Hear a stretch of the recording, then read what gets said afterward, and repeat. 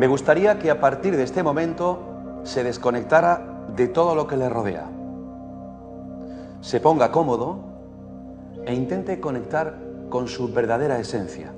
Intente conectar con su emisora favorita, la de su interior.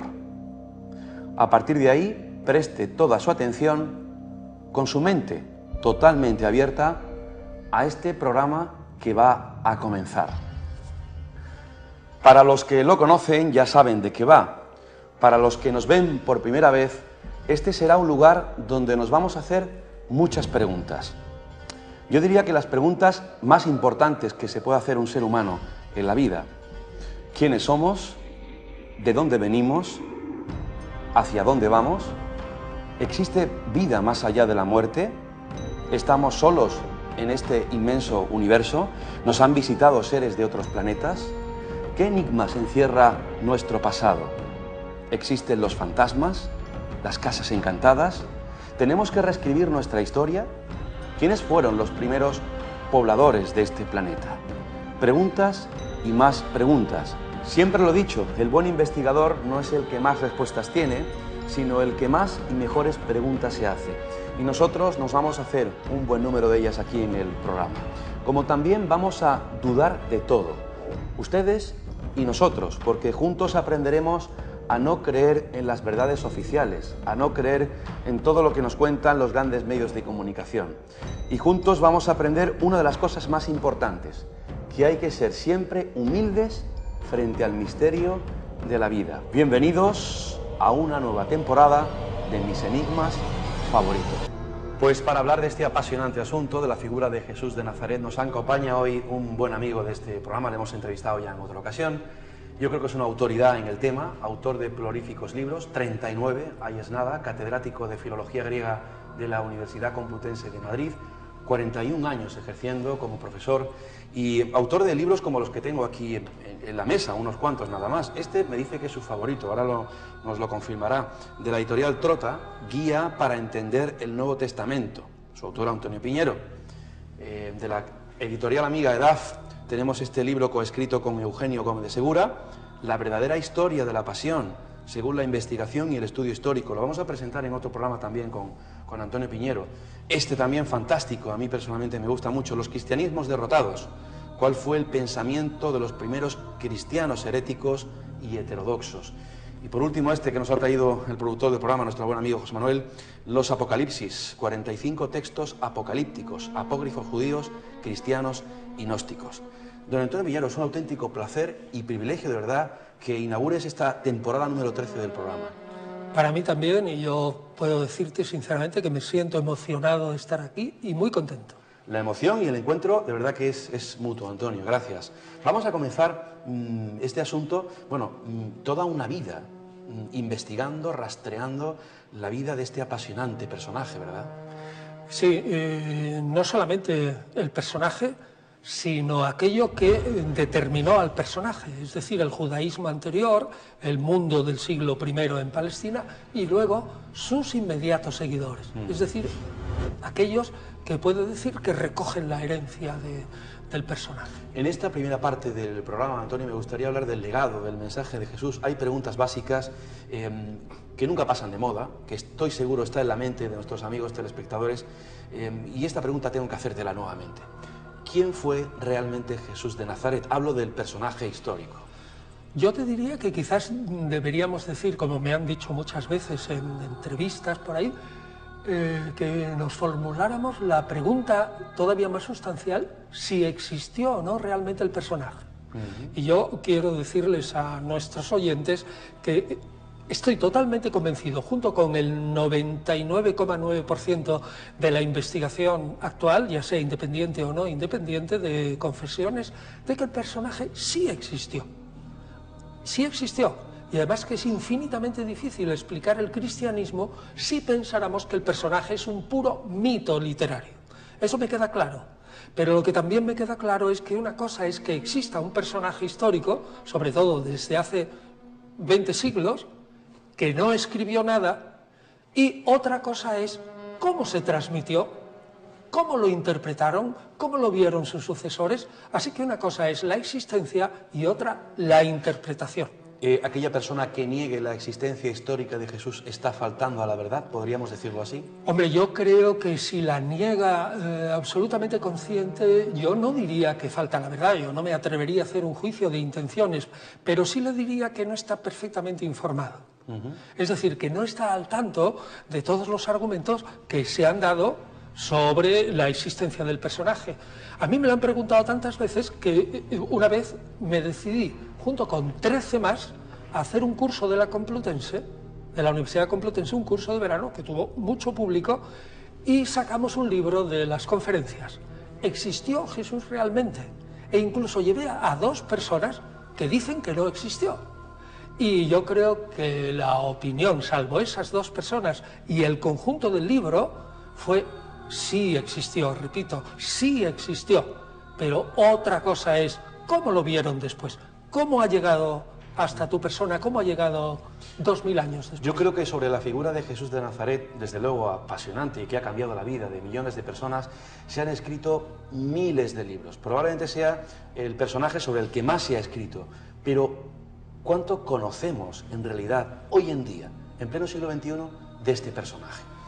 Bueno, yo diría que conocemos de él lo básico, lo fundamental. O sea, como si tú tuvieras el esqueleto del personaje y lo recubrieras con un poquito de carne.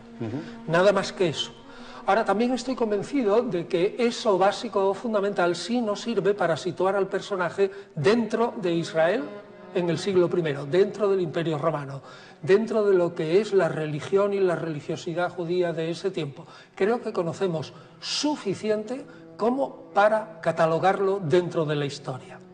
¿Fue un personaje importante? Decididamente no. Y digo que no porque si tomamos la historia de Israel durante todo el siglo I, desde la época en que murió Herodes el Grande, es decir, ese rey que ordenó supuestamente la matanza de los inocentes, que no está probado, pues resulta que empiezas a leer la historia de esa época, relatada sobre todo por Flavio Josefo. ¿Quieres decir, perdón, Antonio, que no es histórica la matanza de los inocentes? Probablemente no, pero ya entraremos en otro momento. Probablemente no, podemos decir, el argumento es que no aparece por ninguna otra fuente histórica, ningún otro personaje de la época lo cuenta, y segundo, conocemos el personaje muy bien, y aunque era tan bruto, como mucha gente dice, que yo también lo creo, sin embargo no iba a levantar el pueblo en contra de sí haciendo una acción desaforada. Es inverosímil, pero en fin, dejemos eso. Lo que yo quiero decir es que el personaje en el siglo I no es importante. No es importante. Estamos hablando de Flavio Josefo. Sí, no es importante porque Flavio Josefo narra que existieron personajes como Jesús, claro, no tan vitales para nosotros por sus consecuencias, aproximadamente 8, 9 o 10 personas en el lapso de tiempo desde el 4 a.C. hasta el 66. Son muchos personajes parecidos. La inmensa mayoría son para nosotros mero nombre. Entonces podríamos decir, ¿este es importante? Sí, hoy. Pero en la época ningún historiador hizo caso de él, hizo mención de él. Ha sido después. Tenemos por un lado a Flavio Josefo, tenemos también Tácito. Tácito, yo he evolucionado un poco. La historia de Tácito, que es un historiador romano que escribe hacia el 110, cuenta en sus historias que Jesús murió crucificado en tiempo de Poncio Pilato. Y luego dice que los cristianos son una serie de gente que siguen a este personaje y que son la raza más, digamos, más aborrecible que hay en la tierra. Yo creo que ese texto, aunque sé que no estoy con la mayoría de los investigadores, creo sinceramente que está interpolado. ¿Qué quiere decir eso? Un texto antiguo está interpolado cuando a una noticia que fluye en la narración se le mete otra o una aclaración que hace que la narración empiece a saltar. Es decir, ya no fluye suavemente. Y a mí me parece que Tácito lo que habla es de los cristianos. Y que el glosador le añadió, bueno, pues estos cristianos toman el nombre de Jesús y, por cierto, que fue crucificado en tiempo de Poncio Pilato. Por lo tanto, yo creo que es una glosa posterior a Tácito. A lo mejor 150 años después de la muerte de Jesús, con lo cual tiene un poquito menos de valor. Catedrático Antonio Piñero, hemos entendido, hemos comprendido, hemos asimilado, hemos sabido realmente el mensaje del Rabí de Galilea de Jesús que dio hace 2000 años. Yo no soy nunca absolutamente tajante, porque todos los escritos sobre el personaje que recogen sus hechos y sus dichos están hechos por discípulos. Pocos o ninguno hay que sean semicontemporáneos a él, que sean de sus enemigos. Es decir, que podamos contrastar amigos y enemigos. Por lo tanto, el mensaje de Jesús está visto a través de sus discípulos. Y lo que se pregunta a la ciencia es, ¿qué hay de verdad de mensaje del maestro y qué hay de verdad de lo que transmiten los discípulos del mensaje del maestro? Eso pasa en toda la historia. Por ejemplo, en Pitágoras. Pitágoras fue un hombre impresionante. Hay algunos científicos que dicen que fue tan importante como Jesús, o quizás más, en el sentido práctico, porque fundó la matemática actual y, por lo tanto, no habría ningún mundo moderno sin esa base matemática. Pues bien, estamos ante la duda de si existió el Pitágoras de la tradición. Si es un personaje que sí existió, pero todo lo que se ha dicho de él lo han dicho los discípulos. O sea, es verdaderamente impresionante. Directamente no sabemos nada de Pitágoras. Del mismo modo podemos decir de Jesús, si tú me preguntas, ¿conocemos totalmente su legado? Yo diría, hombre, yo creo que bastante. Soy confiado en que sí, pero nunca al 100%. Vamos a adentrarnos en ese legado, en ese mensaje, Antonio, pero por este programa tú sabes bien que han pasado muchos amigos, periodistas, investigadores y escritores, y uno de esos investigadores veteranos ya en el mundo del misterio es el buen amigo periodista y escritor Juan José Benítez. Hace muchos años estuvo aquí mismo y él reflexionaba sobre diferentes aspectos de Jesús de Nazaret. Vamos a recuperar, como haciendo un viaje en el tiempo, del viejo archivo, aquellas reflexiones de JJ Benítez y las comentamos aquí. Antonio, ¿qué te parece? Aunque él nace en Belén como un ser humano, pero su verdadero origen, su verdadero espíritu como Dios es de fuera. Por tanto, es extraterrestre. Y es el único, digamos, documentado, con constancia histórica. Pongo con mayúsculas el gran extraterrestre. Yo me enfadaba mucho al principio porque consideraba que los evangelistas habían hecho un mal trabajo, un mal servicio. Se habían olvidado de muchas cosas, no habían contado infinidad de detalles, algunos incluso parece que están, bueno, seguro que están manipulados. Yo creo que la clave de su encarnación en la tierra no fue para nada la redención, porque, entre otras cosas, los nietos y los bisnietos no son responsables de los posibles errores de los padres. Entonces, lo de venir a redimir me parece una salida de tono por parte de la propia historia y de las iglesias.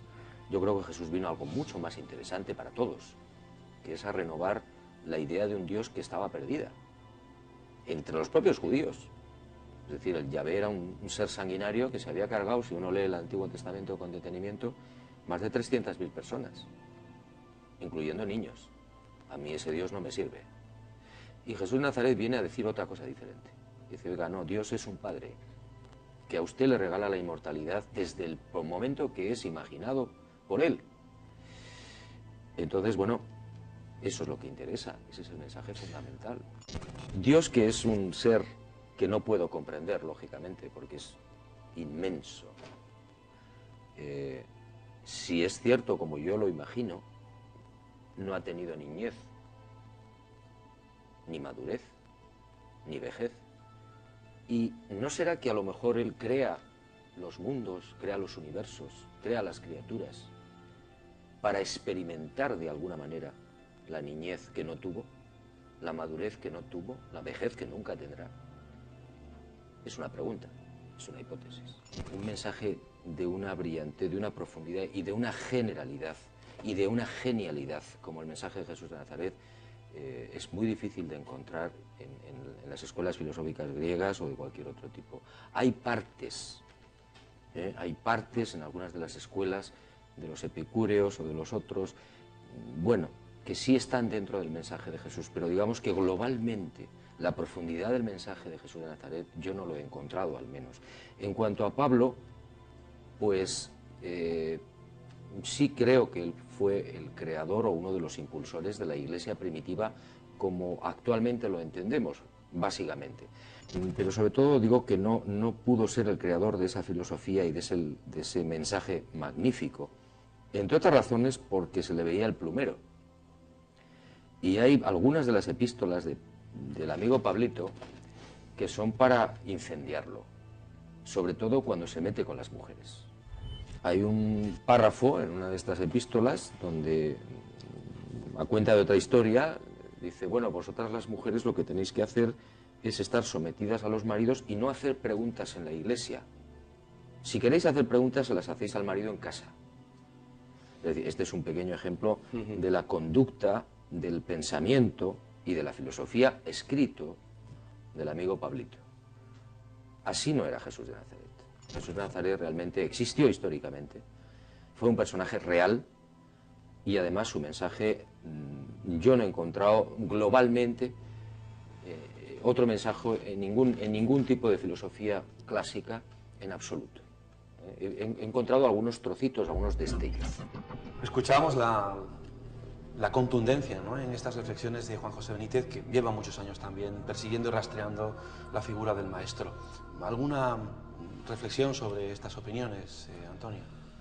El Jesús de Nazaret de Juanjo Benítez es un Jesús del corazón, aunque él diga que es un historiador, y es un Jesús de la fe fundamental, porque dice que es un extraterrestre, que es hijo de Dios, que nació en Belén, es decir, cosas que pertenecen más al ámbito de la fe. Por ejemplo, probablemente Jesús no nació en Belén sino en Nazaret, y que sea hijo de Dios no se puede saber por la historia, sino solamente por la fe. Y en cuanto al mensaje, es cierto que él dice que en fin, el mensaje es profundo, es estupendo, pero si analizamos punto por punto el mensaje de Jesús de Nazaret, lo encontraremos en los rabinos de la época de una manera parecida o en sus fuentes del Antiguo Testamento. Por otra parte, Juanjo no dijo en ese momento que el mensaje nuclear de Jesús de Nazaret es la venida inmediata del reino de Dios. De eso no dice nada, ni tampoco en qué consiste ese reino, ni en qué sentido iba a ser participado por los personajes que tenía al lado. Es decir, ¿quiénes iban a entrar dentro del reino?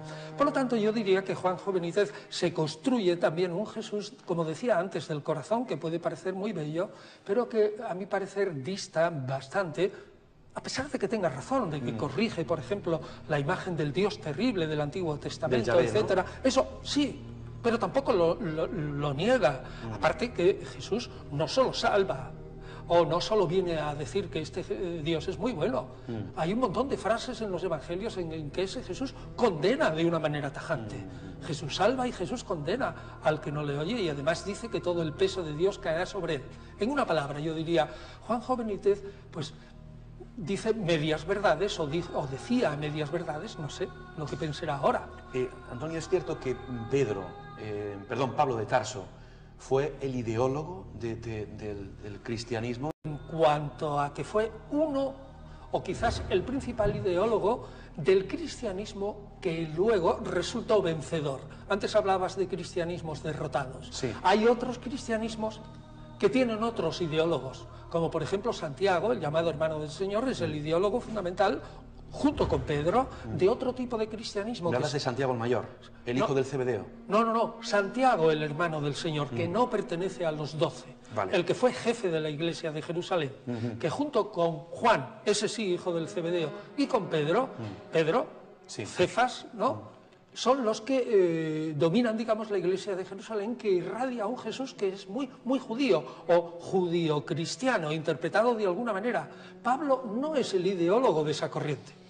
Tampoco Pablo es el ideólogo de un Jesús estratosférico, que es el Jesús de los gnósticos. Es el ideólogo de su propia concepción. Y esa fue la que ganó. Ahora, ¿inventó al Jesús de la historia? No. Lo que inventa Pablo es el Cristo de la fe. Eso sí. Decía al comienzo del programa, Antonio, que no nos íbamos a ocupar del Jesús desde el punto de vista de la fe, pero sí me gustaría, y yo creo que es un reclamo que están haciendo todos los amigos telespectadores en este momento desde sus casas, ¿cuál es el posicionamiento de Antonio Piñero? ¿Qué cree personalmente él? Porque estamos hablando de un personaje histórico, que no es Napoleón, no es Ramsés, no es un personaje cualquiera, es Jesús de Nazaret con todas las connotaciones tan emocionales y tan religiosas que tiene este personaje. Bueno, esa es una pregunta bastante personal. Yo, como ya soy mayorcito, bueno, pues ya me puedo tomar la libertad incluso de responder a preguntas personales. Yo creo que llevo tantos años estudiando al personaje por algo, es porque el personaje me interesa. ¿Te conmueve? Realmente conmoverme no, pero sí sé que es la palanca del mundo occidental, al menos de la mitad del mundo, y del mundo que es el que manda. No sabemos si por mucho tiempo, pero el que ha mandado hasta ahora, o por lo menos hemos ignorado otros aspectos. Entonces ese personaje es fascinante. Ahora, ¿cómo lo veo yo? Pues yo no lo veo como un hijo de Dios. A lo mejor es de formación profesional, y debo decirlo con toda honestidad a los que nos ven y nos oyen ahora. Yo lo veo ya con esta, digamos, pose, si yo puedo decirlo, de 40 años, de ser un filólogo, amante de los textos, de ser un historiador, de intentar ser un racionalista, de estar analizando los textos y de ser un poco escéptico, o bastante. Entonces yo veo al personaje pues como un rabino, y realmente un rabino fracasado, pero un rabino estupendo, genial en algunos aspectos, un genio religioso, porque destacó sobre otros rabinos de la época, pero no me emociona a mí, personalmente. ¿Un gran exorcista? Yo creo que sí. ¿Un gran curandero con poderes Totalmente sobrenaturales? Cierto. Totalmente, no diría sobrenaturales, pero por lo menos paranormales. Es decir, lo que podemos decir de Jesús curandero y exorcista, brevemente, desde el punto de vista de la ciencia es: un historiador tiene que afirmar que los contemporáneos de Jesús sostuvieron que él hacía cosas que no eran corrientes y que a los ojos de los demás les parecían extraordinarias. Yo eso tengo que aceptarlo. En otro programa donde abordemos la pasión de Jesús de Nazaret, hablaremos del capítulo de la resurrección. Para ir concluyendo esta primera parte, Antonio, ¿cuál fue entonces íntegramente el mensaje de Jesús? Íntegramente me sería muy difícil decirlo porque es un mensaje complejo. Amplio. Pero si tú me dices cuál es el núcleo, es lo que dije antes. La síntesis. La síntesis es: Jerusalén es la tierra de Yahvé. Un Yahvé tal como yo lo predico. Sus habitantes no son fieles a la alianza. El día de Yahvé, es decir, el día en que Yahvé instaure su reino, está muy cerca. Convertíos. El que no se convierta, el que no atienda a mi mensaje, no entrará en el reino y por tanto no se salvará. Será condenado a un fuego eterno. Ese es el núcleo de Jesús. Preparar a la gente para que a su vez ellos estén dispuestos a autoprepararse e ir lo más abiertos de corazón posible a entrar en el reino de Dios. Antonio, escuchamos ahora más reflexiones, más opiniones, en este caso de un buen amigo de este programa, colaborador de mis enigmas favoritos, Francisco Trigueros, psicoanalista, pintor, escritor y también investigador, seguidor de los evangelios y la figura de Jesús de Nazaret. Nos hace una reflexión sobre lo que él cree que es el legado de Jesús de Nazaret. Vamos a escucharle. Si hablamos del Cristo guaperas de las películas, ese que tiene ojos azules, a veces incluso nariz impostada o aguileña, ¿no? Es esa especie de suerte de Sandokan para púberes, para monjas, para féminas desconsoladas, o tal vez ese otro Cristo, esa especie de sucedáneo del becerro de oro, una especie de ídolo, que lo traen, que lo llevan en tronos abigarrados, tronos barrocos, llenos de oro, de pompa, al que se acercan los fieles que probablemente no han leído los evangelios, pero se acercan a él, ¿no? O aquel que ha degenerado, aquel cuya palabra ha degenerado en sermones enlatados, ofrecidos por supuestas personas que lo emulan, ese que no necesita palabra, ese que solamente está presente porque sí, porque el propio inconsciente colectivo se ha procurado de alguna forma hacer que participe de cada uno de nosotros, ese que está muy cerca, que no necesita ni templos, no necesita oro, no necesita ni halagos siquiera, ni siquiera necesita una especie de ubicación donde colocarse. ¿Por qué? Porque está precisamente en el corazón de cada uno de nosotros. Si tú me dices dónde está ese legado, está dentro de mí, dentro de cada uno de nosotros. Solo tienes que escarbar un poquito, lo buscas y lo encuentras con una enorme facilidad. Hay muchos Cristos. ¿Cuál es el que os interesa en este caso? ¿Cuál es el que interesa en este caso? Dice el buen amigo Francisco Trigueros. ¿Alguna opinión con respecto a lo que ha Bueno, comentado yo Francisco estoy en Trigueros? los antípodas de Francisco. Es que lo veo desde un punto de vista histórico y si yo sinceramente lo digo, tú me has traído aquí para que seas sincero. Por supuesto. Y entonces lo seré. Si yo escarbo dentro de mí, yo no encuentro ningún legado de Jesús. Lo que sí encontraría sería un humanismo que es el humanismo cristiano. Si dices que eso es el legado de Jesús, que yo lo dudo, es el legado del cristianismo que nace tras la muerte de Jesús y, como dijimos al principio, es una reinterpretación del personaje. Eso sí lo encuentro. ¿Eso vale? A lo mejor vale. Continuamos la investigación tras una primera pausa, Antonio. Vale. Regresamos en un instante. Hasta ahora, amigos. No se vayan de ahí.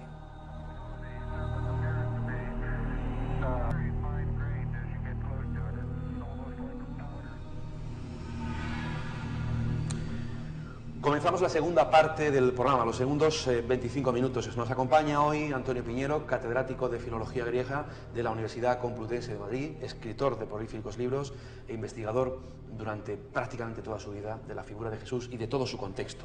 Estamos analizando, pues eso, la figura de Jesús, su entorno, su legado, su mensaje, si lo hubo. Y, Antonio, en estos últimos años se han publicado numerosos libros que yo creo que son escritores que recurren a lo que se llama la tentación a la fantasía, y me refiero a libros como El Código da Vinci, que por cierto se basó en el Enigma Sagrado de esos tres autores, donde se habla de una presunta relación entre Jesús de Nazaret, María Magdalena, una posible descendencia. Desde el rigor científico e histórico, ¿cuánto hay de verdad en esto? ¿Se sostiene? Rotundamente no. Yo he leído El Código da Vinci y debo confesar que aunque sea literatura más bien fácil, pero realmente capta al que quiera dejarse captar. A mí me captó y me interesó como novela. Pero no podemos olvidar que es una novela.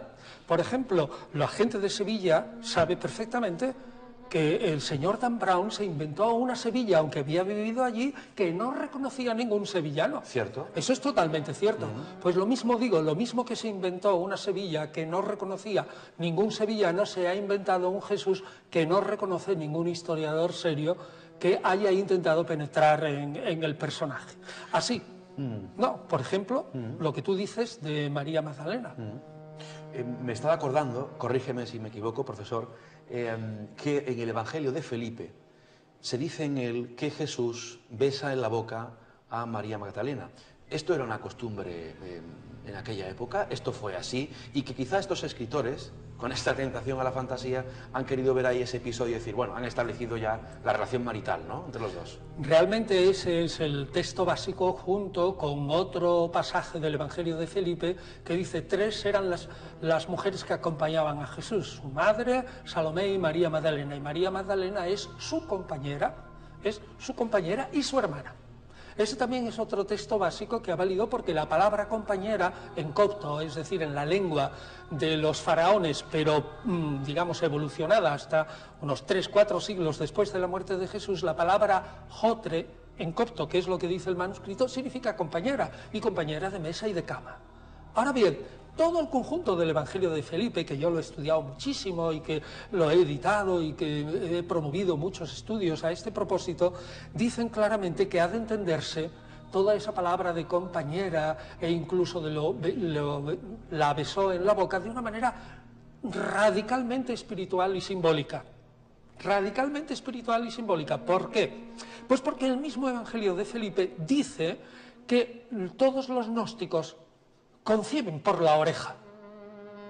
Vamos, entonces, ¿en qué quedamos? Todos los gnósticos, es decir, todos aquellos que son verdaderos discípulos de Jesús, conciben por la oreja. ¿Qué quiere decir eso? Simplemente que estamos, cuando le dice que lo besa en la boca, en un momento que es un rito de iniciación en el que unos individuos van a prestarse a concebir a Jesús espiritualmente, es decir, el mensaje de Jesús, por aquello que les entra por la oreja, es decir, lo que dice el maestro del grupo que dijo Jesús y les va a revelar una serie de misterios sobre el personaje. Transmisión de conocimientos. Exactamente, y por eso se concibe por la oreja. Pues del mismo modo también se dice en el segundo Apocalipsis de Santiago que Él, Santiago, que es el hermano del Señor, en un momento también de iniciación se le aparece Jesús, su hermano, que por cierto ya está muerto, y antes de empezar ese rito de iniciación le besa en la boca. Si lo tomamos al pie de la letra, ya me dirán los que nos oyen, pues menudo Jesús, ¿no? Jesús no estuvo casado. No lo sabemos. Nosotros solo tenemos de Jesús de una manera medianamente científica aquellos meses de su vida pública. Si estuvo casado antes del momento en el que empezó su vida pública, es decir, después del bautismo por Juan Bautista, nosotros no lo sabemos, no tenemos fuentes fidedignas. Todo lo que sabemos anterior se reduce a 3 o 4 cosas y encima son fantasías. ¿Pudo estar casado? Bien. ¿Pudo estar viudo? También bien. ¿Pudo estar soltero? Por ejemplo, Jeremías fue soltero. De los 4.000 esenios, que por cierto no salen en el Nuevo Testamento ni una sola vez, pero que estaban, lo dice Filón de Alejandría, de 4.000 esenios más o menos que había en la época de Jesús, había muchos que eran solteros. Es decir, eso que dicen, es que Jesús tenía que estar casado porque todo rabino estaba casado si no era rabino. Primero que Jesús era rabino entre comillas, todavía no había rabinos estrictos a quienes les imponían la mano, no había una ordenación de rabinos. O sea, que pudo estar casado o no. ¿Y descendencia pudo tener? Pues a lo mejor sí, pero no podemos probarlo. Claro. Es decir, la honesta pregunta es decir, no lo sabemos, no podemos responder a esa pregunta. La honesta respuesta y la humildad para decir esto, Sí, que es sabemos. importante. Antonio, hace algún tiempo me desplacé a la Catedral de Valencia, porque como bien sabes, allí se custodia el Grial, que, bueno, parece ser que tiene los visos de que fuera de aquella época por lo menos, es lo que lo data la arqueología. A Jaime Sancho Andreu, que es sacerdote catedrático de teología de la Catedral de Valencia y canónigo, celador del culto del Santo Cáliz, le pregunté acerca de esto, ¿no? de esto de si el Santo Grial era el vientre de María Magdalena, qué opinión le tenía esto de la descendencia de Jesús, y esto fue lo que él sinceramente contestó. Parte de un diseño complejo que se muestra en una cantidad de novelas, de producción. La producción de esta griálica de los últimos 20 años es enorme. Y toda ella busca una sola finalidad: querer demostrar que el auténtico mensaje de Jesucristo ha sido traicionado por la Iglesia, ha sido negado, ha sido ocultado. Es una idea que busca el desprestigio completo del cristianismo tal como se conserva no solamente en la Iglesia Católica, sino en todas las confesiones cristianas. Es una fábula que se ha creado, que además no resiste ninguna crítica filológica. Del sangreal es un invento. Grial es una palabra muy antigua del céltico, se gasta en Galicia, viene del kraal germánico, que es el origen del cráter griego y significa copa. La palabra grial es un sinónimo de copa, lo de sangreal, es una leyenda. Es verdad que hubo unos intentos, hay unas historias en la Edad Media de recuperar la sangre real de los patriarcas por los reyes y tal, pero son intentos, historias, pero desde luego lo que hay es un intento a lo largo de una serie de obras, de las cuales el Código da Vinci, por ejemplo, o muchas otras de tipo templario, toda una literatura que hay, lo que busca es decir que hay un legado de Cristo, el verdadero Cristo va unido a unos documentos que no existen, que nadie ha visto porque han sido destruidos, y por consiguiente, ¿quién puede aducirlos? Y en el fondo todo es siempre lo mismo. El mensaje de Cristo es una fantasía que se han creado, que a veces va unido a cosas tan absurdas como la liberación sexual o cosas incluso más bajas o más, diríamos, malolientes, como en el caso del Código da Vinci, y quitarle autoridad a la memoria de Jesucristo que ha conservado no solo la Iglesia Católica, sino todas las confesiones cristianas. El sacerdote Jaime Sancho, repito, sacerdote catedrático de teología de la Catedral de Valencia y canónigo celador del culto del Santo Cáliz, es tajante, claro. Yo le pondría un contrapunto a esto, Antonio. ¿Cuántas veces hemos escuchado en numerosos sitios que la Iglesia ha manipulado, ocultado, silenciado, descafeinado el mensaje de Jesús? Lo hemos oído muchas veces. A mí me parece que lo que se puede decir, que el mensaje de Jesús está en escritos que se llaman evangelios, Lo que se puede decir realmente desde el punto de vista histórico, que en los años de 300, 400 hubo una lucha enorme, y ahí la Iglesia se empleó a fondo por eliminar todos aquellos evangelios, que eran decenas y decenas y decenas, que ya no habían sido aceptados por ella. Eso es totalmente cierto. Pero hoy fundamentalmente, el mensaje de Jesús y lo que es el texto de los evangelios, otra cosa es que tú digas que se escribieron 40 o 50 años después de la vida de Jesús y que te ofrecen poca garantía. Eso es otra cosa que si quieres lo hablamos o lo discutimos. Pero los evangelios actuales, que tenemos aproximadamente documentos de copias de estos evangelios, los originales se han perdido aproximadamente de entre el 150 y 200 después de Cristo, es decir, unos 150 años después de su muerte. Lo que sí puedo decir es que el texto de los evangelios no es patrimonio de la Iglesia. El texto de los evangelios es patrimonio de la humanidad, de la historia y de la filología, puesto que se ha transmitido en aproximadamente unos 5.000 manuscritos, sobre todo los evangelios, con un montón de variantes. Entonces, ¿ha la Iglesia tergiversado el mensaje de Jesús? Pues eso lo dirán los mismos teólogos de la Iglesia si su comportamiento y su teología corresponde a el examen actual de los evangelios, que tiene muchos elementos para entenderlos a fondo. O vendrán otros de otra confesión que dirán, la Iglesia Católica ha interpretado así o asá a Jesús, pero nosotros lo interpretamos de otra manera y encaja también con el personaje, como dicen los eclesiásticos. Antonio, hay un colaborador y reportero de este programa que sabía que tú ibas a venir en este primer programa de la temporada y me ha trasladado un par de preguntas que he considerado de verdad interesantes, de suma importancia. Yo las voy a leer, Antonio. La primera dice, siempre suponiendo concordancia de los textos con los hechos reales, que ese es otro tema, Jesús anunció repetidas veces que la llegada del reino de Dios era inminente. Me pregunto por qué Jesús anuncia algo que luego no sucede. ¿Estaba mal informado? ¿Hubo en las altas instancias un cambio de planes posterior? ¿Engañaba sabiendo que lo hacía o se creía sus propias fabulaciones? Por algo remotamente parecido a eso se exigiría la dimisión de un dirigente político en nuestros días. Muy bien, es una buena pregunta. Yo respondería que Jesús, a su vez, se enmarca dentro de una figura que es el rabino carismático, es decir, dotado de gran poder frente a las masas, que atrae a las masas, y que es un apocalíptico, es decir, que está convencido de que el fin del mundo va a venir, digámoslo, dentro de 10 minutos. Conociendo bien al personaje, estoy totalmente convencido, y además hay muchísimos datos en los evangelios, datos que a algunos se les han escapado a los evangelistas y que probablemente son verdad, que pintan totalmente a un personaje convencido de que el fin del mundo es inminente. Por lo tanto, esa pregunta yo rechazaría una respuesta que dijera ese personaje estaba engañando, lo hizo conscientemente, estaba mal informado. No, él estaba totalmente convencido, pero es que lo que pasa es que Pablo también estaba convencido, es que los primeros cristianos estaban totalmente convencidos de que el fin del mundo vendría enseguida, por eso vendieron todas sus propiedades en Jerusalén, simplemente que era un convencimiento que no se cumplió. No, ahora, ¿qué explicación hay eso? Pues habrá que preguntárselo a Dios, si es que ese Dios, tal como se pinta ahí, existe o es otro.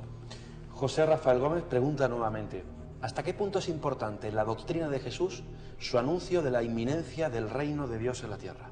Es muy importante solo en el sentido que da fuerza a la preparación para entrar en el reino. Repito, Jesús sabe que es inminente, pero él mismo dice, y está recogido en el Evangelio de Marcos, que él no sabe exactamente el momento. Cree que es inminente. Incluso pudiera haber previsto que podía haber muerto antes y luego resucitar para entrar en el reino.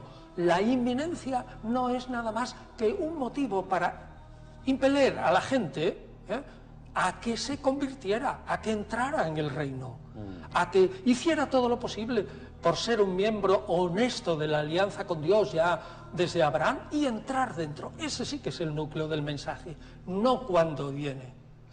Quiero que fijen ahora, amigos, su atención en este libro grande que tenemos encima de esta magnífica mesa, ese mamotreto, son los evangelios apócrifos, Antonio. Y vamos a entrar ahora en el apartado de estos evangelios, porque la Iglesia solo ha reconocido la validez de 4 evangelios como realmente inspirados por Dios. Son los 4 evangelios canónicos, los de Juan, Marcos, Mateo y Lucas.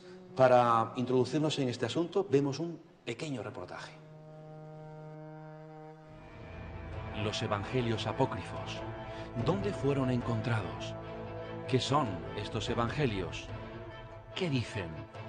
¿Por qué razón no fueron incluidos posteriormente en el canon de la Iglesia Católica? ¿Por qué tampoco fueron aceptados por otras iglesias cristianas históricas como la ortodoxa o la protestante? ¿Qué rigor histórico tienen? ¿Cuántas preguntas en tan pocos segundos, Antonio? Porque hablar de los evangelios apócrifos nos llevaría quizá a varios programas, ¿no?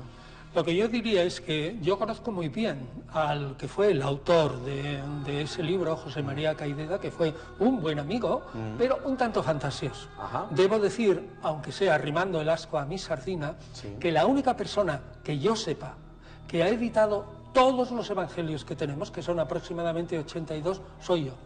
Y que es un libro que se llama Todos los Evangelios, solamente la traducción española, todos los evangelios quiere decir los 4 hasta los 82, tanto canónicos como apócrifos, y tantos dichos Jesús que están en los evangelios, digamos, aceptados por la Iglesia, como montones de dichos de Jesús que hay en los evangelios apócrifos. Yo le diría a la gente que, siento decirlo, ese es un libro que está muy atrasado respecto a lo que son las digamos, investigaciones ahora en torno a los evangelios apócrifos, que tenemos ediciones mejores. Hay otra también, que no es la mía, que es de la Biblioteca de Autores Cristianos, de Aurelio de Santos Otero, que es excelente. Esa es una edición que tiene latín y griego y a la derecha el castellano, mientras que la mía es solo de castellano. ¿Qué son? ¿Cuándo aparecen? ¿Dónde aparecen? ¿Qué nos dicen los evangelios apócrifos? ¿Qué son? Son evangelios que aunque lleven, o son escritos, que aunque no lleven el título de evangelios, hay algunos, como por ejemplo Carta de Pedro a Felipe, que es curiosamente un evangelio. ¿Qué son? Libros que de alguna manera intentan transmitir palabras y dichos y hechos, acciones de Jesús, y darlas como verdaderas. ¿Cuándo aparecen? Aproximadamente tenemos conciencia de que hay otros evangelios, quedan solo restos, desde aproximadamente 40 o 50 años después de la muerte de Jesús. Es decir, de ciertas ramas de judíos cristianos que no pertenecen estrictamente a la rama de Jerusalén, que no son paulinos, que no son gnósticos y que consideran que Jesús es el Mesías de Israel, pero que no es Dios. Para ser el Mesías no necesita ser Dios, etc. O sea que empiezan a aparecer evangelios que hoy consideramos apócrifos en restos aproximadamente en torno a 50 o 60 o 70 años después de la muerte de Jesús, es decir, al mismo tiempo que los evangelios canónicos. Pero los fragmentos reales en copias de evangelios apócrifos son muy tardíos, a lo mejor son del siglo IV, V o VI. Y el trasfondo de esos textos, que son copias de copias de copias de copias, lo más que podemos pensar es que son en torno al 130 después de Cristo. El primer evangelio apócrifo del que conservamos una copia, repito, copia de copia de copia de copia, es el evangelio de Pedro, y está incompleto. Solamente aparece el trozo, digamos, de la pasión y un poquito de la resurrección. Aparecen en Egipto. Algunos en Egipto, otros en otros sitios. La mayoría aparecen en Egipto, pero no porque Egipto fuera una cuna especialísima, sino porque tiene unas condiciones climáticas, claro, de clima, que hace que un papiro o un pergamino se conserven muy bien, porque aquello es seco. Hablamos de Nag Hammadi. Por ejemplo, en Nag Hammadi se encontraron en 1945 aproximadamente 40 tratados nuevos, de los cuales algunos conocíamos y otros no. Esos han sido editados también en español y están en Trota. ¿Por qué la Iglesia no los ha aprobado? Pues porque pertenecen a una rama del cristianismo que no es paulina, así de claro. En concreto, Nag Hammadi es una rama gnóstica. Gnóstica.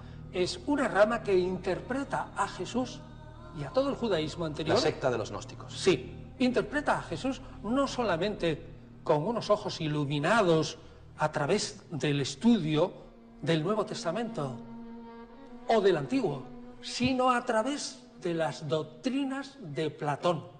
Esto es lo que puede parecer raro. Para un cristiano gnóstico hay dos fuentes de revelación. Una son las escrituras cristianas dobles, el Antiguo y el Nuevo Testamento. Estupendo. Pero también Platón, inspirado por Dios, en algunas obras, como es, por ejemplo, sobre todo el Timeo, que trata de la creación del mundo, fue realmente inspirado por Dios para que los creyentes iluminaran tanto el Nuevo y el Antiguo Testamento con las ideas que le fueron reveladas a Platón hacía muchos años. Es decir, que Platón era para los gnósticos, lo citen o no, San Platón. Antonio, pero ¿hay también realidad histórica en los evangelios apócrifos o hay también mucha fantasía? Yo diría que el 99% de lo que contienen los evangelios apócrifos son fantasía. La inmensa mayoría de los evangelios apócrifos son reescrituras de los evangelios canónicos, es decir, son secundarios. Fuente primaria, evangelios canónicos. Fuentes secundarias que se inspiran en las primarias. Reinterpretaciones. Sí, y reescrituras, llenar huecos, fantasía. Elucubraciones. Yo creo que sí, la mayoría, ¿eh? Hay, sin embargo, dos evangelios, por lo menos, dos. El que hemos llamado antes, el evangelio de Pedro, más el evangelio de Tomás. Atención, el evangelio de Tomás, el gnóstico, el que se descubrió en Nag Hammadi, no el evangelio del pseudo Tomás, que habla de la infancia de Jesús y de los pajaritos, de barro, etc. No. 114 dichos de Jesús, que la inmensa mayoría de los estudiosos, bueno, yo entre ellos, lo miramos con mucho respeto, incluso al Evangelio de Pedro, pero sobre todo al de Tomás, porque es una tradición muy antigua de Jesús, parecida, digamos, a la de Marcos, Mateo y Lucas, pero que luego ha sufrido una evolución y ha sido reinterpretada en sentido gnóstico. Pero nos preguntamos si algunos dichos del Evangelio de Tomás no serán del Jesús auténtico. Antonio, le hemos vuelto a preguntar a nuestro buen amigo, colaborador de este programa, psicoanalista e investigador Francisco Trigueros, qué opinará sobre los evangelios apócrifos. Le vemos y escuchamos. Son divertidos, son amenos, son imaginativos, hasta unos límites insospechados. Pero resulta que, no obstante, a veces te desvirtúan. Para el creyente, para la fe del creyente, no sirven absolutamente para nada. Son excesivamente fantasiosos. A veces sí, a veces ponen los pies en el suelo. Intentan asemejarse un poco. ¿Qué sucedió con los evangelios apócrifos? Las primeras doctrinas judaicas, los gnósticos, cuando empezaron a encontrar que lo que ellos decían y opinaban sobre lo que sucedió con la vida de Cristo no coincidía con aquello que estaba escrito, intentaron reajustarlo. Es una forma de molde. Es decir, si esto no me conviene, lo ajusto, lo interpreto a mi modo, incorporo elementos ajenos de otras culturas, helénicas u otras, y saco un texto que me sirve a mí, para mi propia liturgia. Pero en realidad no es conveniente que el investigador que intenta encontrar a Cristo de una forma contundente se vaya derivando por esos derroteros. Ahí encontramos, por ejemplo, a Dan Brown, en el caso de María Magdalena, cómo interpreta equivocadamente un pasaje que ha llevado a toda una orbe a equivocarse de una manera absolutamente increíble. Para mí, interés lúdico, divertido, verdaderamente apasionante, sí que te abre la perspectiva sobre Cristo de una forma interesante. ¿Por qué? Porque la óptica que tú tienes con los 4 canónicos, de alguna forma se desvirtúa, pero al mismo tiempo también se amplía. Pero hay que tener la conciencia justa para decidir hasta aquí llego. Sinceramente, los recomiendo para el investigador y para el que no, simplemente porque resulta interesantísimo. Tenemos que hacer ya nuestro segundo alto en el camino. ¿Alguna reflexión, opinión sobre lo dicho de Francisco Trigueros? Estoy bastante de acuerdo con él. Yo diría que en este caso mucho más que en su anterior intervención. Solamente distinguiría Entre los evangelios que él llama lúdicos y divertidos, que son los de la infancia, algunos de la vida pública, de la resurrección, que también ahí hay muchas historias relativamente divertidas, y los del tránsito o muerte de María. Pero los evangelios gnósticos son infinitamente complicados, endiabladamente difíciles, no tienen nada de divertidos. Es más, para entenderlos bien hace falta un montón de años de estudio y aún así yo creo que no los entendemos totalmente y tienes que estar muy versados no solamente en Platón antiguo, sino en el medioplatonismo. Si no sabes bien los primeros principios y el del medioplatonismo, o sea, del platonismo de la época del siglo II I antes de Cristo y del primero, no entiendes esos evangelios. Por lo tanto, los evangelios apócrifos gnósticos no son recomendables para leer sin una introducción y sin mucha paciencia. No se entiende. Espero y deseo que los amigos telespectadores de este programa estén disfrutando tanto como yo al realizar esta entrevista, Antonio, de todas las cosas que nos estamos enterando hoy.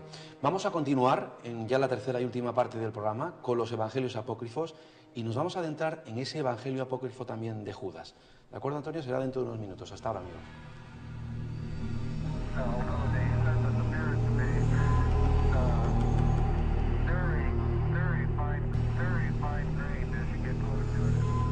Continuamos en la tercera y última parte del programa con el catedrático de Filología Griega de la Universidad Complutense de Madrid, don Antonio Piñero. Más preguntas sobre los evangelios apócrifos. Desde tu perspectiva, tantos años escribiendo y investigando, ¿cuál sería el apócrifo más importante, Antonio, de todos? ¿Hay alguno más importante?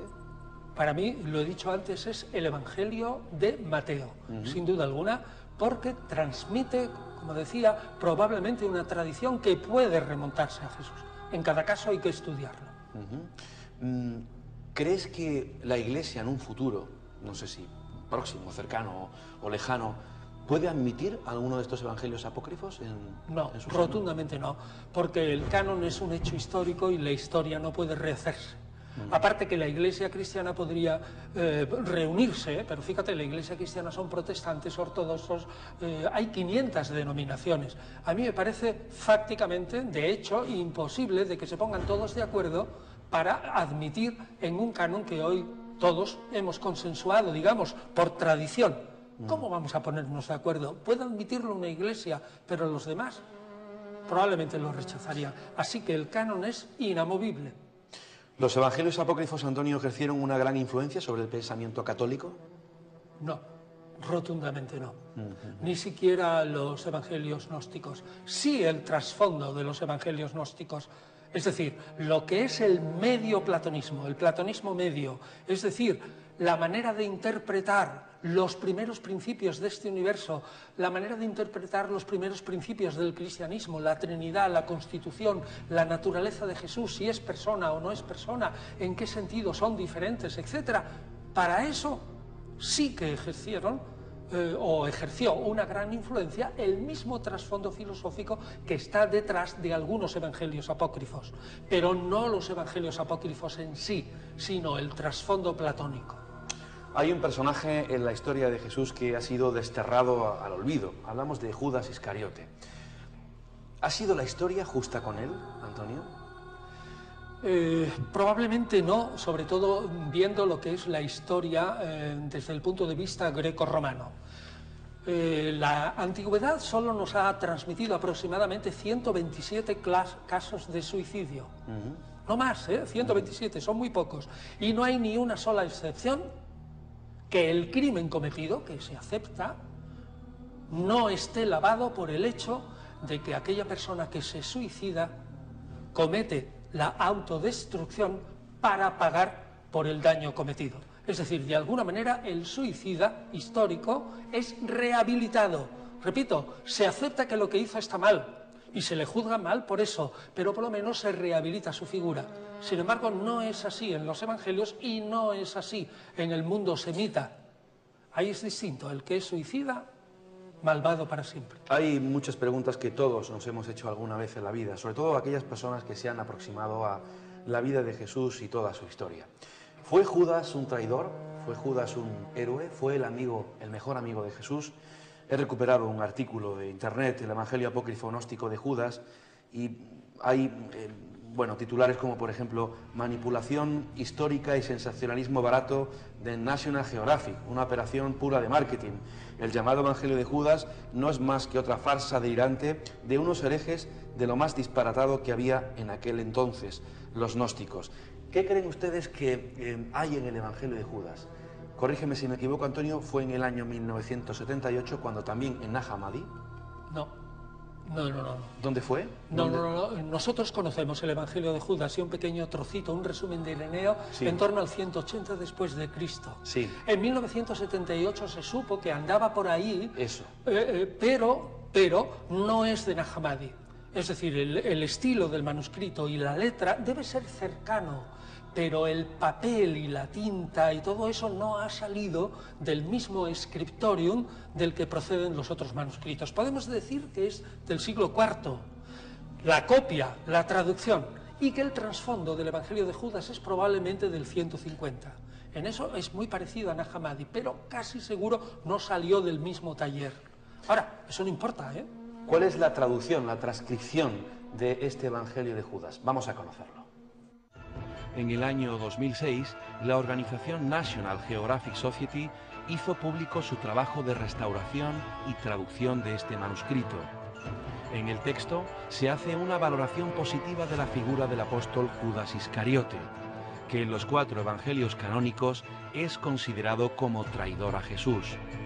Según este evangelio gnóstico, Iscariote fue su discípulo favorito y se entregó a su maestro a las autoridades romanas en cumplimiento de un plan previsto por el propio Jesús. ¿Tendríamos, a raíz de este hallazgo y posterior traducción, cambiar nuestra visión sobre Judas? ¿Sería entonces el héroe y no el traidor? Comencemos la investigación. Vendido 2 veces y perdido 1 vez. ¿Es así, Antonio? Sí, y aniquilado porque a un individuo se le ocurrió meter ese documento, que es papiro, lo metió en un frigorífico. Naturalmente allí cogió humedad y al sacarlo, fuera totalmente ya de Egipto, se partió en 20.000 pedazos. 2 años reconstruyéndolo, 4 personas. ¿Se traduce, se transcribe en el año 2006? Sí. En síntesis, ¿qué es lo que hay en él? Yo he editado ese evangelio, otro colega mío, Fernando Bermejo, va a sacar ahora una edición fantástica con el texto copto, introducción y notas. Montserrat, García Bazán, los que hemos hecho la edición de Nag Hammadi, cada uno de nosotros tenemos nuestra edición del Evangelio de Judas, y debo decir, lo que ha aparecido aquí en nuestro reportaje televisivo es verdad, pero es la primera interpretación que se dio de Judas conforme a lo que los expertos pagados por National Geographic produjeron. Es decir, el libro que salió como auspiciado por National Geographic. Pero 20 años después de que, digamos, de que en el 1978, o 30 años, y 5 años después del 2006, se ha producido una avalancha de estudios tan monumental que hoy día se interpreta el Evangelio de Judas. Incluso yo mismo tengo que decir que mi interpretación era un poco equivocada. Se han producido tal cantidad de estudios que ahora tenemos que interpretar al Evangelio de Judas de otra manera. Ciertamente era uno de los más amigos de Jesús, pero a pesar de ser amigo de Jesús, no se salva. Ahora conocemos más trozos del Evangelio de Judas, varias páginas más que en el 2006, es decir, tenemos un Evangelio de Judas más amplio. Repito, no se salva del todo, a pesar de que Jesús le transmite una serie de secretos. Probablemente es el individuo que supera a la gran iglesia, es decir, al cristiano corriente, pero no llega a ser un discípulo perfecto. No es que Jesús le diera el encargo, eso no aparece. Simplemente el narrador dice que Judas entregó su cuerpo, pero Jesús no le da el encargo expreso de decir, oye, vete tú y traicióname porque así conseguimos la redención. No, esa es la interpretación.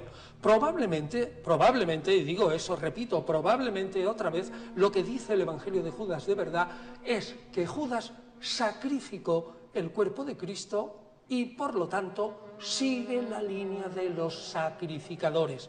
es tan malo, por lo tanto, como los sacerdotes del Antiguo Testamento e incluso como los sacerdotes de la Iglesia cristiana que se creen que en la Eucaristía están sacrificando de nuevo, simbólicamente, el cuerpo de Cristo. Judas es el antecedente de esos sacrificadores cristianos y, por lo tanto, es tan malo, casi, como los sacerdotes del Antiguo Testamento. Esto es un cambio radical. Me estaba acordando, Antonio, de una película de hace ya muchos años, corrígeme si me equivoco porque hablo de memoria, muchas veces esta ya falla, la película La última tentación de Cristo, de Scorsese.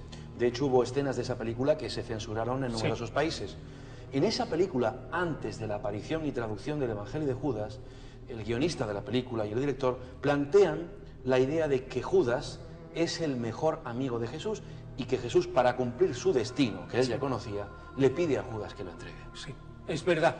Y es que realmente el guionista sabía muy bien lo que se hacía, porque esa es la interpretación de Ireneo de León del 180, y es la que ha sido la primera interpretación, o sea que eso es verdad. Incluso Borges, antes de que apareciera, el gran Borges, escribió una historia de Judas en la que dice eso. Es una especie de ensayito pequeño en 3 partes, ficticio del todo, y defiende esa teoría. Yo tengo aquí estos datos, Antonio. Una investigación preliminar del Evangelio de Judas revela 3 datos indiscutibles. Primero, los estudiosos confirman que el papiro en el que está escrito el Evangelio es idéntico a otros documentos antiguos. He dicho que es muy parecido, absolutamente idéntico no es. El tipo de letra es el mismo, el papel y la tinta son distintos. Segundo, el título escrito en copto es el siguiente, el Evangelio de Judas. Es verdad. Y tercer punto. Pero no está al principio, sino al final. Todo coincide con el texto que el obispo Irineo denunció en el año 180 después de Cristo. Se discute. ¿Qué semejanzas hay entre el Evangelio de Judas y los encontrados en Nag Hammadi? Esencialmente ninguna. Pertenecen a una de las ramas de Nag Hammadi. En Nag Hammadi hay varias ramas gnósticas. Una que es la que sigue a un tal Valentín, que es un oriental, pero que al final acaba en Roma como maestro gnóstico. Y hay otra rama que no tienen un maestro definido, pero que siguen las líneas del hijo de Adán, Set. Son setianos. Y hay otra rama en Nag Hammadi que contiene textos muy importantes como el libro secreto de Juan, el apócrifo de Juan. Pues bien, el Evangelio de Judas se incardina dentro de esta rama no valentiniana, sino setiana, parecido al apócrifo de Juan, al zostriano y algunos otros textos de Nag Hammadi. Es decir, es un gnóstico un poquito, digamos, más especulativo y más difícil de entender aún que los gnósticos valentinianos. Por tanto, Antonio, Judas pudo conocer entonces todo o casi todos los secretos. No.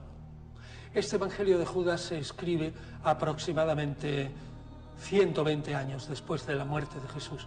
Y en ese sentido es exactamente tan ficticio, o al mismo tiempo tan técnico, porque depende, digamos, de una interpretación de los Evangelios desde un punto de vista platónico.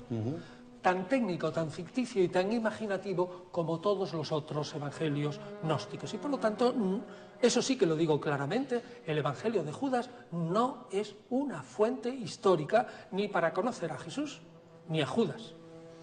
Nuevamente le hemos preguntado al psicoanalista e investigador Francisco Triguero su opinión sobre el Evangelio de Judas, y esto es lo que nos ha respondido. Tú lo superarás a todos ellos. Eso lo dijo Cristo referido al Evangelio de Judas, al propio Judas, ¿no?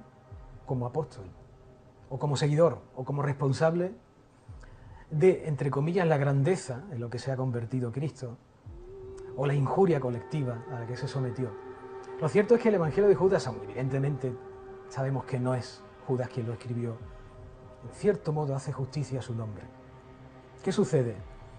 Todo apóstol que se precie, o toda persona, como en el caso de Cristo, que escogió, o el mismo Dios que escoge a un sujeto como Judas para misión tan amarga, resulta que es conveniente que con el paso del tiempo, primero como Dios, que lo perdona todo, como Cristo, que debe perdonar, y como el ser humano, que debe de hacer una justicia, entre comillas, divina, si puede, que lo perdone, que lo ponga en su sitio ese Evangelio, independientemente de que a lo mejor no aporte nada contundente a la fe o al misterio crístico. Sí es cierto que a Judas al menos se le pone una posición bastante más que acertada. para mi punto de vista, Judas fue el mejor de los apóstoles.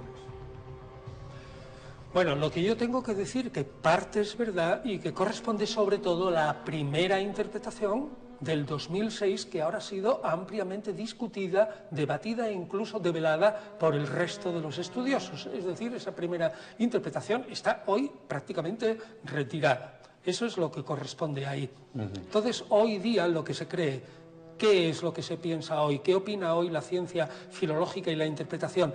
Que ciertamente el Evangelio de Judas pone a Judas por encima de los apóstoles. Esto es evidente.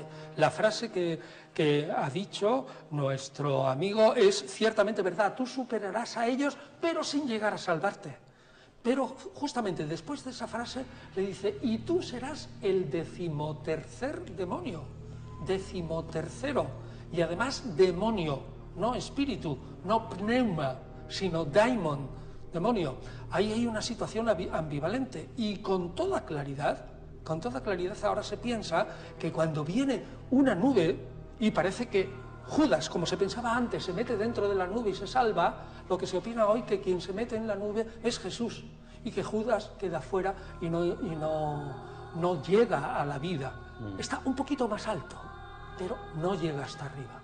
Me pregunto yo en la cuestión arqueológica, Antonio, si queda todavía algo por descubrir, si encontraremos más evangelios apócrifos.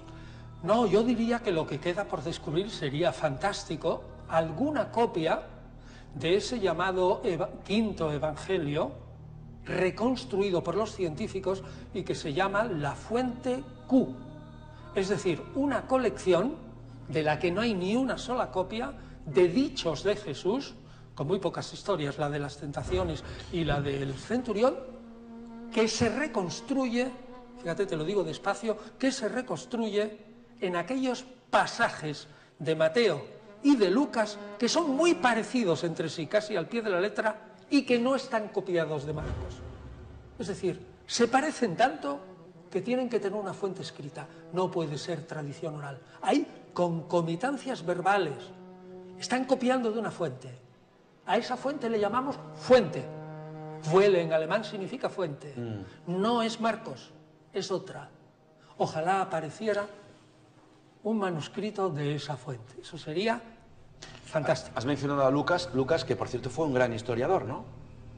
Bueno, yo tengo mis dudas. Yo, sinceramente, no conozco ni siquiera entre los católicos gente que diga que fue un gran historiador. Lo que pueden decir que fue un historiador que siguió más o menos las pautas de la historiografía de su época, que fue un hombre de buena voluntad, etcétera. Pero yo diría que Judas presenta, probablemente de modo consciente, una visión de la Iglesia que es muy especial. Yo diría que hasta sesgada. Incluso, en mi opinión, Lucas no presenta al verdadero Pablo. Ahí hay un asunto, Antonio, que a mí me inquieta desde siempre, y supongo que también el de a muchos amigos que nos están viendo. ¿Por qué Jesús no deja nada escrito? No deja algo personal, es decir, no deja realmente nada, no hay nada de Jesús. La sábana santa, que eso es otro tema. Eso es otro tema. No deja nada escrito porque era una, digamos, imposición, una costumbre, era una ley oral, hasta aproximadamente 200 años después de la muerte de Jesús, de que los rabinos solamente podían proferir y discutir y hablar de la Escritura solamente oralmente, que pasarla por escrito era como fijarlo, petrificarlo, era perder la viveza de la palabra digamos, del Señor Dios. Pero ni Jesús ni ninguno otro rabino de la época dorada del rabinismo, ninguno dejó nada escrito. Se conservan la memoria de sus sentencias, lo mismo que la de Jesús, escrita por sus discípulos. Y dijo Gilel que tal, y se apunta. Y dijo el rabino Shammai, o sea, Samías, o Sameas, que dijo que tal y que cual a propósito del divorcio o no divorcio. O dijo Yohanan ben Zakkai, nadie dejó escrito nada. Jesús fue otro más. Querido profesor, ¿cuál es la gran verdad y la gran mentira de los evangelios? Yo no diría que hay ni verdad ni mentira. Los evangelios son el testimonio de una fe en que Jesús ha resucitado, de que Jesús es el Mesías, de que Jesús está a la diestra del Padre, de que va a venir muy pronto y que Él está vivo entre nosotros. Una gente que da su vida por esa fe, lo considera que es una verdad. Yo creo que para ellos es una gran verdad. Yo como historiador puedo decir, hombre, pues eso se aparta del Jesús de la historia y tal, pero yo no me atrevo a juzgarlo. Es decir, en una palabra, quien da la vida, como dieron los primeros cristianos, por una visión de que era la verdad, no mentía. ¿Cuántas similitudes hay entre la iglesia originaria y la iglesia actual? Algunas, pero muchas más diferencias. El cristianismo ha evolucionado durante 20 siglos de una manera extraordinaria. Lo que sí se puede decir es que la iglesia actual, en esencia, no es exactamente aquello que pensaba Jesús. Porque Jesús pensaba un grupo de 12 que representaría a las tribus de Israel para prepararse para el reino de Dios. Y la iglesia es una institución, que, como toda institución, no digo la iglesia, no pienso atacarla, ni tampoco tengo muchos amigos. Simplemente se ha convertido en una sociedad civil y religiosa y un instrumento de poder con tensión interna para durar, si se puede, eternamente. Es otra cosa distinta a lo que pensaba Jesús, que conserva los 4 evangelios, que conserva parte de Jesús, ciertamente, que hay un montón de gente dentro de la iglesia que está dando su vida por los demás por imitar a Jesús. Admirable. Yo me quito el sombrero. Pero el conjunto de la iglesia no es exactamente lo que Jesús pensaba. Y que no hubo un solo cristianismo, sino que hubo varios. Muchos, 8, 10, 12. Y que de esos 8, 10, 6 o 5, que se pueden reducir a 3 ramas, judeocristianismo, paulinismo y gnosis, gnósticos, el que venció fue el paulinismo. La iglesia actual es fundamentalmente paulina y el Nuevo Testamento también. Antonio, hemos llegado al final del programa. Vamos a hacer un pequeño momento de publicidad porque hay diferentes páginas web que nuestros amigos telespectadores deben conocer. ¿Qué páginas web recomendarías? Por supuesto las tuyas. AntonioPiñero.com.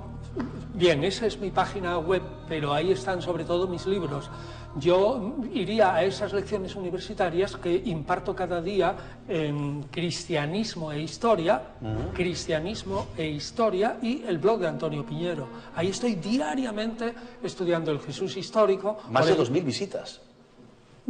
Está entre 1.500, juntando las dos, entre 1.500 y 2.000. Hombre, cuando llega la Semana Santa y todo eso, puede llegar hasta 3.500, pero eso es raro. Eso es raro. Lo normal es que sean entre 1.500, 1.800, 2.000, un día a la semana, por ahí. Pues vamos a dar los datos del programa también, por si usted desea ponerse en contacto con Mis Enigmas Favoritos. Recibimos sugerencias, opiniones, críticas, fotografías, casos, historias, lo que ustedes deseen a este correo electrónico, misenigmasfavoritos, todo junto, @gmail.com, misenigmasfavoritos@gmail.com. Y que este programa, como saben, tiene una página web donde, bueno, están prácticamente todos los contenidos de televisión, de radio, entrevistas, reportajes de investigación, también los viajes y rutas del misterio que organizamos, y empezamos ya congresos, simposium, jornadas de misterio, todo a través de misenigmasfavoritos.com, www.misenigmasfavoritos.com, página web de referencia de este programa. Don Antonio Piñero, un auténtico placer, honor de verdad. Igualmente. Que abramos esta temporada con este tema apasionante. No será la primera y única vez que vengas por aquí y seguiremos abordando la vida del maestro. Bueno, ya sabes que yo estoy encantado. Gracias, Antonio. Igualmente a vosotros. Y a ustedes emplazarles para una próxima ocasión. De verdad que a mí me ha fascinado el programa, hemos aprendido mucho en compañía de Antonio Piñero y espero que hayamos resuelto muchas dudas, que la duda es importante porque es el motor de nuestra búsqueda. Muchas dudas sobre la vida y el legado de Jesús. Encantado de estar con todos ustedes. Un abrazo muy fuerte de todo el equipo que hace posible Mis Enigmas Favoritos. Que sean muy felices. Hasta la próxima ocasión, amigos.